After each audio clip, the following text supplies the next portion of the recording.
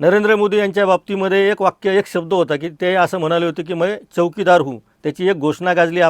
मी तसा उल्लेख मुद्दाम करणार नाही. पण चौकीदार म्हणजे कशाचं, तर तिजोरीचं रक्षण करणारा, देशाचं रक्षण करणारा, संरक्षण करणारा.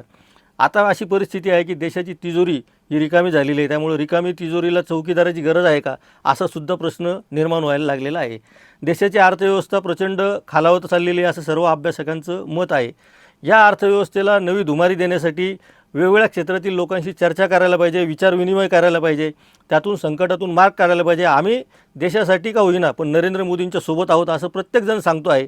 तरीसुद्धा नरेंद्र मोदींचा आडेलतट्टूपणा काही केला जात नाही आणि कोणालाही विचारत न घेता ते मनमानी करत आहे. हे चित्र देशाला परवडणारं नाही, हे आता आपल्या लक्षात घेतलं पाहिजे. त्यामुळं या पुढच्या काळामध्ये सोशल मीडियावर तर एक ट्रेंड येऊ शकतो की पंतप्रधान नेहरूंनी राजीनामा द्यावा, पंतप्रधान नेहरूंनी राजीनामा द्यावा, पंतप्रधान नेहरूंनी राजीनामा द्यावा.